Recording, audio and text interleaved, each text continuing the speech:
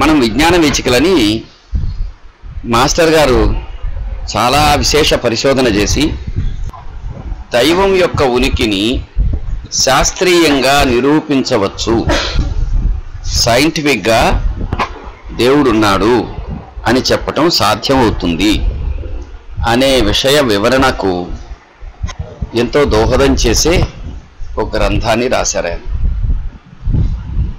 ఆ పుస్తకం కోసం ఆయన ఎన్నో వందలాది పుస్తకాలు, అటు సైన్సుకు సంబంధించినవి ఇటు తత్వశాస్త్రానికి సంబంధించినవి, అందులో వివిధ సైన్స్ విభాగాలకి చెందినవి, వాటికి సంబంధించిన పూర్వాపర విమర్శలు, అదేవిధంగా తత్వానికి సంబంధించిన మహాత్ముల చరిత్రలకు సంబంధించిన వందలాది గ్రంథాలు చదివి విజ్ఞాన వీచికలు రాయడం జరిగింది.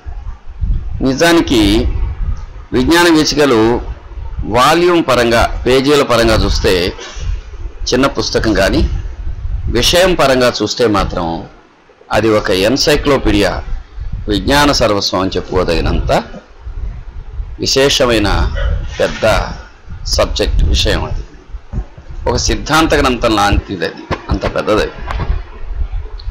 అదే విదేశస్థుడు, గొప్పగా పేరు ప్రఖ్యాతులు కలిగినటువంటి ఒక శాస్త్రజ్ఞుడు ఎవరైనా గన దాన్ని వ్రాసి ఉంటే ఖచ్చితంగా అది ఒక పెద్ద సిద్ధాంత గ్రంథంగా ప్రపంచం అంతా కొనియాడబడి ఉండేది. ఎక్కడో ఆసియాలో, దక్షిణ భారతదేశంలో, సముద్ర తీర ప్రాంతంలో, కోరమాండల్ కోస్ట్లో ఒక కాలేజీలో ఉపన్యాసకుడుగా ఉంటూ సాయిబాబా భక్తుడై ఒక గొప్ప విశేషమైన అనుభూతి పొంది మహాప్రజ్ఞాశాలి అయిన జ్ఞాన దురంధరుడైనటువంటి ఒక వ్యక్తి అక్షర రూపం ఇచ్చినటువంటి విజ్ఞాన వీచికలకు ప్రపంచంలో కావలసినంత నీరాజన రాలేదనేది వాస్తవం. ఎందుకంటే మాస్టర్ రాసిన ఏ పుస్తకం దేనికదే గొప్పది. అది కూడా కాక భగవదాదేశంతో వారు రాశారు. Writing is a mighty investment అని ఒక బంగారు శిలాఫలకం మీద అక్షరాలు దర్శనం పదే పదే గురువనుగ్రహంతో ఇవ్వడంతో మాస్టర్ గారు రచనకు ఉపక్రమించారు. అంచేత ఆ అక్షరాలన్నిట్లో మాస్టారి తపో సరస్వతి తన విశేషమైన ప్రజ్ఞను మనకు అమృతవర్షంలాగా ఆశీర్వదిస్తుంది. అందుచేత మనం విజ్ఞాన వీచికల్ని ఒకసారి సరదాగా చదివేసి చెప్పేసుకోవటం అని ఎవరైనా అనుకుంటే అది పొరపాటు అవుతుంది. దాన్ని చాలా వివరంగా లోతుగా చెప్పుకోవాలంటే చాలా రకాల లిమిటేషన్స్ ఉన్నాయి దానికి. అందులో ఒక లిమిటేషన్ ఏంటంటే, ఇది మాస్టర్ రాసి దాదాపు 3-4 దశాబ్దాలు అవుతాయి. 89లో మాస్టర్ దేహం విడిస్తే అంతకు 10-15 సంవత్సరాల ముందు దాన్ని రాశారు. అంతేకాకుండా ఆ పుస్తకం రాసే నాటికి లేటెస్ట్ ఫిజిక్స్ని, లేటెస్ట్ కెమిస్ట్రీని, లేటెస్ట్ బయాలజీని, లేటెస్ట్ మ్యాథమెటిక్స్ని, వీటన్నిటినీ ఆయన చాలా శ్రమ కోర్చి అధ్యయనం చేసి చెప్పారు. కానీ ఈ మధ్యకాలంలో వచ్చినటువంటి శాస్త్రీయ విజ్ఞానము అందులో ప్రస్తావించే అవకాశం అప్పటికి లేదని మనం మర్చిపోరాదు. అదేవిధంగా ప్రపంచంలో టెక్నాలజీ పరంగా, తాత్వికంగా, మానవ మనోదృక్పథంలో వచ్చినటువంటి మార్పులను కూడా మనం పరిగణనలోకి తీసుకొని ఈరోజు విజ్ఞాన వీచికలు చెప్పుకోవాల్సి ఉంటుంది. అంచేత విజ్ఞాన వీచికలు చెప్పుకుంటా మధ్యలో ఎందుకు ఈ విధంగా చెప్పుకోవాలి అంటే, ఏదైనా ఒక విషయం మనం చర్చించుకొని, వివరించుకొని, విపులీకరించుకొని, విశ్లేషించుకొని, ప్రేరేపించుకునేటప్పుడు ఈ విధంగా మధ్యలో దానికి సంబంధించినటువంటి క్రోడీకరణను, అంటే అప్పుడప్పుడు దాన్ని జిస్ట్ అంతటిని పదే పదే మనం తలుచుకొని, స్మరించుకొని వివరించుకోవాల్సి ఉంటుంది. అంటే ఎక్కడికక్కడ దాన్ని ఎంతవరకు మనం ఏం చేసాం అనే దాని విషయ సమగ్రతను ప్రస్తావించుకోవటం దాని పరిపూర్ణతకు దోహదం చేస్తుంది. కాబట్టి ఈరోజు మాస్టర్ గారు ఏం చేశారంటే, అతి కష్టము, క్లిష్టతరమైనటువంటి శాస్త్రీయ జ్ఞానాన్ని, అవగాహనను ఇప్పుడు మనం చెప్పుకుంటున్న క్రమానుగతంగా తరువాత చెప్పుకోవాల్సి ఉంది. అక్కడ ఏమిట్రా కష్టమైన విషయం అంటే, ఒక శాస్త్రజ్ఞుడిని పిలిచి, ఇప్పుడు సైన్స్ ఉంది, సైంటిఫిక్గా ప్రతిదీ వివరించడం సాధ్యం అవుతా? సాధ్యం కాదు. సైన్స్కిను ఆధ్యాత్మికతకు ఋషుల యొక్క జ్ఞానానికి ప్రధానమైన తేడా ఏమిటో మనం అనేకసార్లు చెప్పుకున్నాం. మనలో చాలామందికి ఒక అపోహ ఉంటుంది. ముఖ్యంగా ఈ అపోహ స్కూళ్ళలో ఉంది, తర్వాత వచ్చి బడిలో ఉంది, స్కూల్లో ఉంది, హై స్కూల్లో ఉంది, తర్వాత కాలేజీలో ఉంది, యూనివర్సిటీలో ఉంది. ముఖ్యంగా చాలా ఇన్స్టిట్యూట్స్ ఆఫ్ టెక్నాలజీస్గా పేరు పొందిన ఐఐటీస్లో చదువుకునే వారికి కూడా అనేక మందికి ఒక అపోహ ఉంది. ఆ అపోహ ఏమిటంటే సైంటిఫిక్ సెన్స్ అనేది చాలా నిజానికి నిజమైనదని, అదేవిధంగా ఆధ్యాత్మికత అనేది తార్కిక జ్ఞానానికి యోచనకు అందనిదని, కేవలం విశ్వాసానికి చెందినది అనేటువంటి అపోహ ప్రపంచం అంతా ఉంది, అన్ని మతాలలోనూ ఉంది.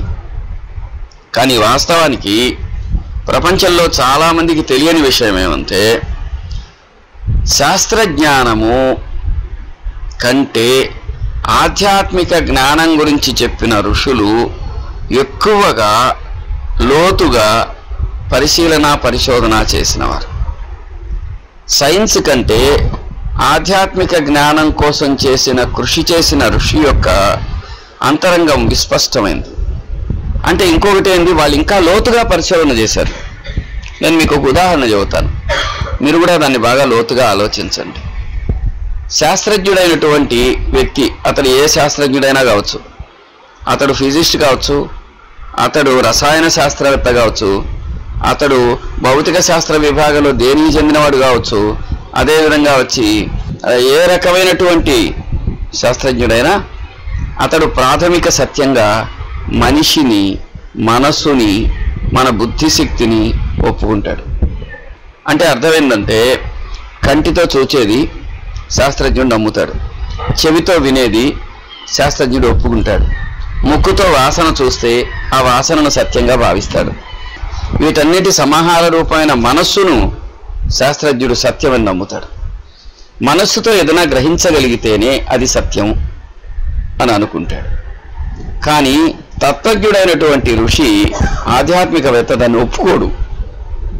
అతడు మనిషి యొక్క ఉనికికి ఆధారమైన మనస్సును అనుమానిస్తాడు. అదేవిధంగా వచ్చి కనిపించే ప్రపంచాన్ని ఒప్పుకోడు, వినిపించే ప్రపంచాన్ని ఒప్పుకోడు, పంచేంద్రియ జ్ఞానాన్ని అనుమానిస్తాడు. అతను దాన్ని వివరించి విశ్లేషించి చెబుతారు. మీకేం ఆధారం ఉంది అని అడుగుతారేమో. ఈ ప్రాచీన ఋషి ధర్మాన్ని వివరించేటటువంటి దాని జిస్ట్గా వచ్చింది మహాభారతం. దాంట్లో వేదవ్యాస మహర్షి 4 వేదాలను విభజించిన వాడు. అది సామాన్యులందరికీ దగ్గరగా వేదవాంగ్మయాన్ని తీసుకురావాలని కొన్ని యుగాల నాడు, అనాది కాలంలో, వేల సంవత్సరాల నాడు ప్రయత్నించిన ఋషి అయినటువంటి వ్యాసుడు రాసిన వాక్యం ఇది. అసలు ఋషి అంటే ఎవడయా అని ఒక ప్రశ్న వేసుకున్నాడు ఆయన. దానికి ఆయనే సమాధానం కూడా రాశాడు. యత్తత్ వ్యక్తస్థం అవ్యక్తం విచిన్వంతి మహర్షయ అని. మహర్షులు అనేవాళ్ళు ఏం చేశారంటే ప్రపంచంగా కనిపించేది, దేహంగా అనుభవం అయ్యేది, పంచేంద్రియాలతో తోచేది వ్యక్తస్థం అవ్యక్తం విచిన్వంతి మహర్షయ. అంటే కనిపించే దాని వెనక కనిపించని సత్యం యొక్క సూక్ష్మతరాంశాలను మహర్షులు దర్శించి దాన్ని అనుభవిస్తారు. అంటే వాళ్ళు దేహాన్ని యాక్సెప్ట్ చేయరు, మనసుని యాక్సెప్ట్ చేయరు, పంచేంద్రియాలను యాక్సెప్ట్ చేయరు. సైంటిస్ట్ అక్కడ ఆగిపోతాడు. ఋషి యొక్క జ్ఞానం అంతకంటే ముందుకు ప్రసరించి సత్యాన్ని ఇంకా నిగ్గు తేల్చడంలో ముందుకు వెళుతుంది. ప్రపంచ యవనిక మీద ఈనాటికి కూడా ఈ విషయం చెప్పబడలేదు. ఋషి దాన్ని ఒప్పుకోలేదు. ఏమని? దేహంతో చూసేవి, మనస్సుతో అనుభవించేది వాస్తవం అంటానికి వీలు కాదు, పో, నేను ఒప్పుకోను.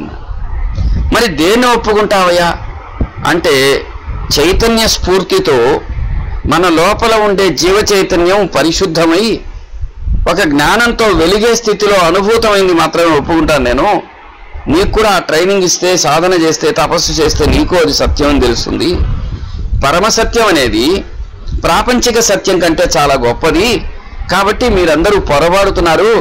కాబట్టి మీరు అనుకునేటువంటి ఆధునికమైన శాస్త్రజ్ఞానము పరిమితార్థమైనటువంటిది, ఆధ్యాత్మిక జ్ఞానము పరిమితులు లేని జ్ఞానానికి ఆవిష్కారం చెప్తుంది అని మాస్టర్ గారు విజ్ఞాన వీచికల్లో చెప్పదలుచుకున్నారు.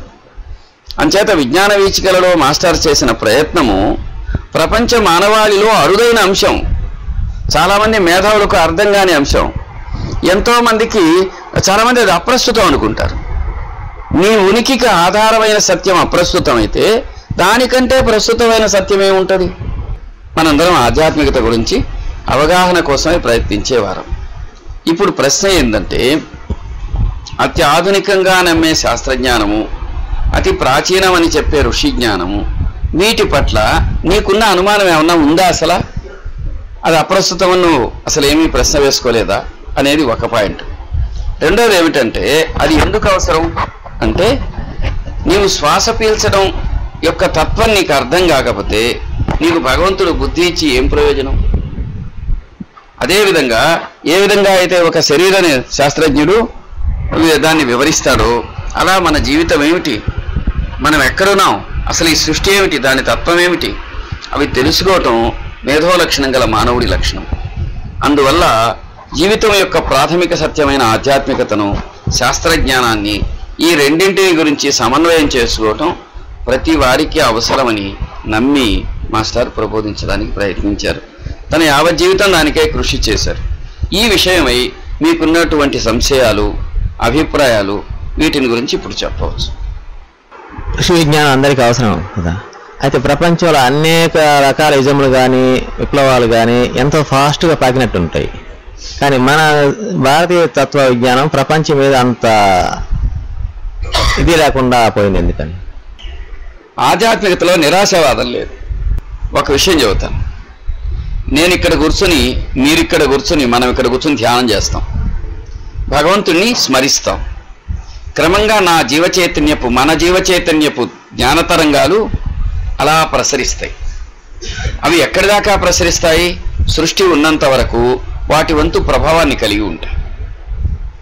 అర్థం ఉందా? నువ్వు చెప్పిందేంటి? సమాజంలో, ప్రపంచ చరిత్రలో, ప్రపంచంలో మార్పు తెచ్చిన ఎన్నో విప్లవాలు చాలా తొందరగా వ్యాపించి వాటి యొక్క ప్రభావాన్ని మానవ సమాజం మీద కలిగి ఉన్నాయి. కానీ భారతీయ ఋషి విజ్ఞానమైన ఆధ్యాత్మికత అలా జరగలేదు అని. అసలు నిజంగా దాని గురించి చెప్పిన ప్రాథమిక సూత్రమే అది. ఆధ్యాత్మికతను క్రోడీకరించడానికి ప్రయత్నించిన ఒక మహా జీవన కళా విశారదుడు కృష్ణుడు. ఆయన ఏమి చెప్పాడు తెలుసా? ఇదం గృహ్యతమం శాస్త్రం. ఇది అందరికీ తెలిసినట్టు ఉంటుంది, కానీ ఇది రహస్యమైనటువంటి విషయం అని చెబుతాడు. అని ఎందుకని గృహ్యతమం అని చెప్పాడంటే, మామూలు వాడికి అర్థం అవటం అంత ఈజీ కాదు. ఎంతో కృషి చేసి కొంత ట్రైనింగ్ ఇస్తేనే ఇది అర్థం అవుద్ది. బి. అయితే ఈ ప్రతివాడికి ఇందుకు అర్హత ఉన్నది. సి. అర్థం ఉందా? నేను తొందరగా చెప్పేస్తున్నాను, కానీ అది వివరించుకుంటే చాలా చాలా ఇదిగా అన్నమాట. అంటే భారతీయ ఋషి విజ్ఞానము సృష్టి ఉన్నంత వరకు, తర్వాత ప్రళయం వచ్చిన తర్వాత కూడా దాని ప్రభావం కలిగి ఉంది. అయితే నీవన్నట్టు విప్లవాలన్నీ ఒక భావం యొక్క ప్రభావాలు. వాటి వెనక కూడా ఆధ్యాత్మికత వివరించిన సమిష్టి యజ్ఞఫలం ఉంటుంది. కానీ భారతీయ ఋషి విజ్ఞానము తాను ఎక్కడ ఉన్నదో ఆ జాతులన్నింటినీ తనలో ఒక్కసారి కలుపుకుంటే ఎన్ని యుగాలైనా దాన్ని వాళ్ళు ఎంత అశ్రద్ధ చేసినా ఆ ప్రభావం మాత్రం పోదు. అందుకనే సుమారు కొన్ని వేల సంవత్సరాలు విదేశీయులు పరిపాలించినప్పటికీ మన దేశంలో ఆ ఋషి సంస్కారపు యొక్క వాసనలు ఏ కొంచెమైనా మిగిలి ఉన్నాయంటే ఈనాటి సమాజంలో ఆధ్యాత్మికత బలంగా లేదు, కానీ అంతర్లీనంగా ఉంది. దాన్ని ఎవరం కాదనలేము. మన జీవితాన్ని నిర్దేశించేది ఆధ్యాత్మిక అంశాలు కావని మనం అనుకుంటాం, కానీ మన అంతఃసూత్రం మాత్రం ఆధ్యాత్మికత మీద ఆధారపడి భారతదేశంలో ప్రపంచ జాతులలో ఎన్ని మార్పులు వచ్చినా వాటి ప్రాథమిక మౌలిక సూత్రాలన్నీ వాళ్ళు వదిలేయగలుగుతున్నారు. కానీ భారతదేశంలో అది ఇంతవరకు జరగలేదు. కాబట్టి ఆధ్యాత్మికత ఎక్కడైతే పాదుకుంటుందో ఆ జాతుల యొక్క జీవన వికాసము చాలా బలంగా ఉంటుంది. అందుకని ఆధ్యాత్మికతను ప్రపంచ మానవులు అందరూ అర్థం చేసుకుని వాళ్ళు అన్వయించుకోవటం ప్రారంభించగానే ప్రపంచమంతా వసుధ ఏక కుటుంబం అవుతుంది. భూమి మీద అంటే అర్థం ఏంటి? మిలిటరీ అవసరం ఉండదు, జాతుల భేదాలు ఉండవు, ఆర్థిక అసమానతలు ఉండవు, ప్రపంచమంతా ఒక కుటుంబం కాగలదు అని వాళ్ళు ఊహించారు. ఎప్పుడైతే నీకు మిలిటరీ అవసరం పోతుందో మరు నిమిషం ప్రపంచ మానవులందరూ కూడాను తప్పనిసరిగా ఎక్కువ మెరుగైన జీవితం గడపగలుగుతారు. అయితే ఇంతగా ఆధ్యాత్మికత అంటే ఏమిటి అనేది ఒక పెద్ద పజిల్, అదొక ప్రవల్లిక. ప్రతివాడు తెలిసినట్టే ఉంటాడు. మా దేవుడన్నా, ఆధ్యాత్మికత అన్నా, నీతి అన్నా, ధర్మం అన్నా మనకు భలే తెలుసు అనిపిస్తుంది. వాస్తవానికి దాన్ని వివరించమంటే మనం చాలాసార్లు వివరించలేని పరిస్థితి ఉంది. ఇంతగా అది ఏంటి? ఏమీ లేదు, సింపుల్. నీకు దేహం ఉంది, నువ్వు ఉన్నావు కదా, నువ్వు ఉన్నావని నీకు తెలుస్తోందిగా. నీలో నీ ఉండడం, నీకు తెలియటం అతి ప్రాథమికమైన జీవన సత్యం. అసలు జీవితం అంటే ఏమిటంటే మనం ఉన్నామని మనకు తెలియటం, అంతేగా. దాని ద్వారానే జీవితం ఆవిష్కరణ. అదేవిధంగా ఈ ఎదురుగా కనిపించే ఈ ప్రపంచమంతా, ప్రపంచం ఇముడుచుకున్న సృష్టి అంతా ఒక పెద్ద నేనులో భాగం. నీ దేహంలో నువ్వు ఎలా ఉన్నావో ఈ విశ్వాంతరాళం అంతా కూడా ఒక పెద్ద నేను, అంటే తెలియడంలో భాగం. ఆ తెలిసే స్ఫూర్తి పేరు చైతన్యం. చేతన అంటే తన ఉనికిని తాను అనుభవించడం. చైతన్యము అంటే కదలిక అని అర్థం. తెలుస్తూ కదలడం అంటే తనకు తాను తప్ప వేరే కారణం లేనటువంటి ఒక కదలిక గల దివ్య చైతన్యం ఏదైతే ఉందో అదియే నాలో ఉండే దైవ భావానికి ఆధారమని దాదాపుగా ఐన్స్టీన్ చెప్పాడు. ఐన్స్టీన్ కూడా గమనించి చెప్పాడు. భగవంతుడు గురించి చెప్పిన ఋషులు అదే చెప్పారు. అంటే అర్థమైతే ఏమిటి? నీలో నీకు ఏదైతే ఉన్నదో నీ సాటి మానవులందరిలో అది ఉన్నది అని గుర్తించి జీవించటం మానవత్వం. అట్లాగే సమస్త చరాచర జీవరాశిలో నాలో నేను ఉన్నట్టు ఒకానొక చేతన స్పృహ కలిగిన, మెలకువగలిగిన, తెలియటం ఉండేటువంటి ఒక దివ్యమైనటువంటి చైతన్యమే ఇమిడి ఉన్నది. నా దేహం డిజైన్ వల్ల నాకు అది తెలియటం లేదు అని నమ్మడం భక్తి జీవితం. అట్లా నాలో ఏదైతే ఉందో అందరిలో అన్నిట్లో అదే ఉంది అని అనుభవపూర్వకంగా చూడటం ఋషి జీవితం. ఎప్పుడైతే ఆ అనుభవపూర్వకమైన దృష్టి వస్తుందో ఇంకా మనిషికి ఒకటి అశాంతి ఉండదు, రెండోది భయం ఉండదు, కొరత ఉండదు, నష్టభయం ఉండదు, పోగొట్టుకునేది ఉండదు. అతడు సహజంగానే శాంతి ఆనందంగా ఉంటాడు. అంటే నాలో ఉన్నదే సమస్తంలోనూ ఉన్నది. సమస్తంలో ఏదైతే ఉందో అది నాలో ఉన్నది. అంతా ఒక్కటే, అన్యం లేదు. ఇది ఆధ్యాత్మికత. అరే నాకు అనుభవం కాదు కదా, నేను తింటే అవతల ఆకలి తీరదు కదా. నిజమే, నువ్వు తింటే ఆకలి తీరదు. కానీ నీ దేహం యొక్క నిర్మాణము వాళ్ళ దేహ నిర్మాణము ఒకే రకంగా ఉంది అడిగితే ఆ రెండింటిలో నిర్మాణ కౌశల్యం ఒక్కటే అని ఒప్పుకుంటావా లేదా? ఎప్పుడైతే ఒక ఉదాహరణ చెప్పుకుందాం. ఒక సముద్రం ఉంది, దాని మీద చాలా అలలు ఉన్నాయి. అది భూమి మీద చాలా విస్తరించి ఉంది, వేల వేల మైళ్ళు విస్తరించి ఉంది. దాని మీద కొన్ని లక్షల కోట్ల అలలు ఉన్నాయి. ఏ అలకు ఆ అలకు మనసు వచ్చిందనుకో, ఆ అల ఏమనుకుంటుంది? నాకు నేను పెద్ద అలని, చిన్న అలని, భారతదేశపు తీరపు అలని, లేకపోతే అరేబియా మహాసముద్రపు అలని, ఇంకేదో అని అనుకున్నది. ఒక్కసారి ఆ అల తన లోపలికి చూసుకుంటే నేను అలా అంటే ఏముందబ్బా, నీళ్లే కదా అని తెలిసిపోయింది అనుకో. నీళ్ల స్పృహ కలగగానే దానికి అనంతమైనటువంటి అనుభూతి కలుగుతుంది. అందరిలో ఉన్నది నీళ్లేనని తెలిసిపోయాక అల లేదు, నీళ్లున్నాయి. ఆ విధమైన అనుభూతిని ముక్తి, మోక్షము, ఆత్మజ్ఞానము అన్నారు. వాళ్ళు అది పొంది మనకి వివరించారు. అంటే అర్థమైంది, దేహంతో మనస్సుతో మనకు అనుభవానికి గాని జ్ఞానాన్ని వాళ్ళు ఆవిష్కరించి చెప్పారు. అర్థమైందా? అందుకని ఋషి జ్ఞానము శాస్త్రజ్ఞానం కంటే ఎక్కువ శ్రేయోదాయకం, ఎక్కువ సంక్లిష్టమైనది. దాదాపుగా ఒక 20,000 సంవత్సరాలకు పూర్వమే ఒక ఋషి చెప్పాడు. ఏమని? అరే ఈ విధంగా నిన్ను నువ్వు వెతకడం, నీలో ఉన్నదే అన్ని జీవుల్లో ఉందని తెలుసుకోవటం ఎంత కష్టమైన పని అంటే మీరెప్పుడూ మెలకువగా ఉండాలి. మీ ప్రాణశక్తిని ఉత్తేజంగా ఉంచుకోవాలి. దాన్ని ఉన్నతంగా ఉత్తిష్టత, జాగ్రత్త, మెలకువగా ఉండాలి. ప్రప్యవరాన్నిబోధత, మీరు అనుకున్నది ఆ జ్ఞానాన్ని సాధించేంత వరకు నిద్రపోలేంతటి తపన ఉండాల. అది ఎంత కష్టమైందో చెప్తాను వినండి. క్షురస్య ధారా నిశితా దురత్యయ. పదునైన కత్తి అంచు మీద నడవడం ఎంత కష్టమో, ఎంత అజాగ్రత్తగా ఉంటే ఎక్కడికక్కడ తెగిపోతుందో, ముక్కలు ముక్కలైపోతుందో, అంత కష్టమైన పని మనలో ఉన్నదే సృష్టి అంతా ఉన్నదని తెలుసుకోవటం. క్షురస్య ధారా నిశితా దురత్యయ దుర్గం పదస్తత్ కవయో వదంతి. అది అంత కష్టము క్లిష్టతరము, కానీ అది తప్ప వేరే మార్గం లేదు అని మహాపురుషులే అనుభవించిన వారు చెప్పారు అని కఠోపనిషత్తులో చెప్పారు. దాన్ని అందుకనే వివేకానంద స్వామి ఎక్కడికి వెళ్ళినా కఠోపనిషత్ ప్రస్తావించి అక్కడి వాళ్ళందరికీ ఈ విషయాలు చెప్తూ వచ్చారు. అందుకని ఆధ్యాత్మికత అనేది శాస్త్రజ్ఞానం కంటే ఎక్కువ అవసరమైందనేది ఇంకా మానవులు బాగా గమనించేలాగా కృషి జరగనందువల్ల మనకు ప్రపంచ మానవులకు తెలియలేదు. తమాషా ఏంటంటే, ఇప్పుడు ఉదాహరణకి మానవులకు ఏదైనా తమకు ఉపయోగపడేది తీసుకొని గ్రహించి అభివృద్ధి చేసే గుణం ఉంది. ఉదాహరణకి ఇంటర్నెట్, సెల్ ఫోన్, తర్వాత టెలివిజన్, అదేవిధంగా రకరకాల వెపన్స్. ఇప్పుడు వచ్చేసి ఈ టీవీ కాలంలో అతి తక్కువ కాలంలో ఈవెన్ బెచ్చగాడు కూడా వాడుతోంది సెల్ ఫోన్. అంటే అర్థం ఏంటి? టెక్నాలజీను అనువుగా వాడుకోవటాన్ని మానవుడు సంసిద్ధంగా ఉన్నాడు. తన అవసరాలను మార్చుకోవటానికి సిద్ధంగా ఉన్నాడు. తనకు మేలైనది ఏదైనా స్వీకరించడానికి సిద్ధంగా ఉన్నాడు. అందుకోసం కష్టపడటానికి సిద్ధంగా ఉన్నాడు.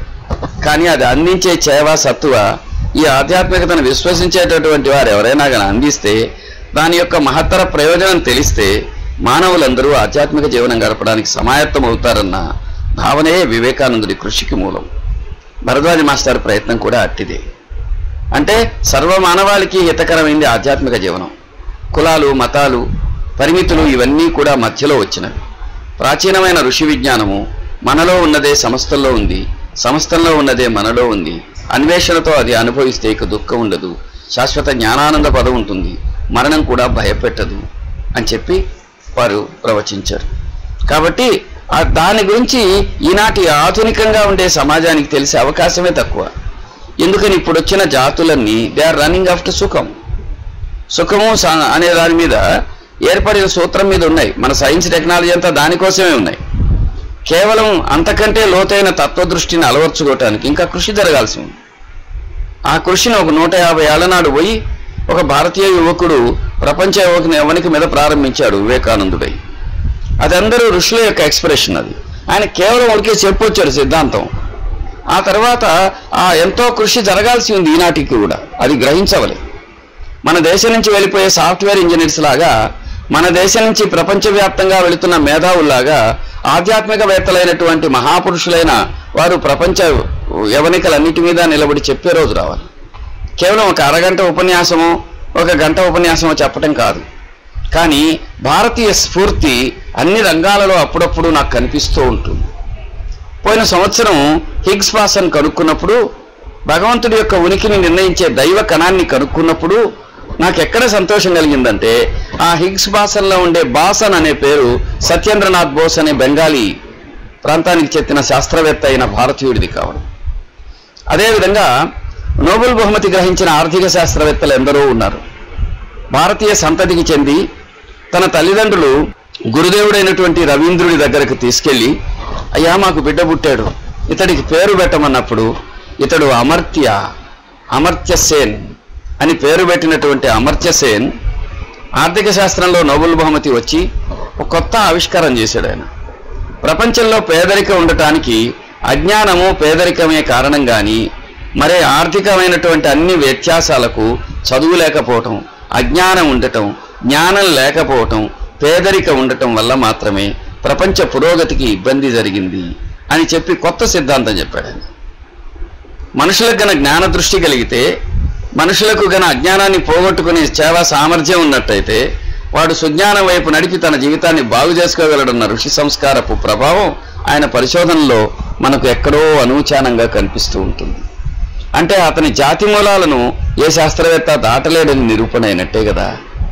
పూర్తిగా నేను చెప్పింది అమర్త్య సేన్ సిద్ధాంతం కాకపోవచ్చు, ఆ భారతీయుడి జీవధర్మంలో ఈ భారతీయ ఋషి సంస్కారం ఉన్నదన్న భావాన్ని మీరు అంగీకరిస్తారని నేను అనుకుంటున్నాను. అందుచేత శాస్త్రజ్ఞానం కంటే ఋషి జ్ఞానము అన్ని కోణాలలో మానవ జాతి శ్రేయోదాయకమైంది. ఋషి జ్ఞానం తప్పుగా ఎప్పుడు వినియోగించకూడదు. శాస్త్రజ్ఞానం కొన్నిసార్లు ప్రమాదకరంగా పరిణమించవచ్చు. ఇప్పుడు ఆటం బాంబో హైడ్రోజన్ బాంబో ఒక 5-6 వేసేస్తే మానవ జాతి అంతా చచ్చిపోతుందని లెక్కలు చెబుతున్నారే, అటువంటి ప్రమాదం ఆధ్యాత్మికతలో ఉండదు. అందుకని అది పరమ శ్రేయోదాయకం.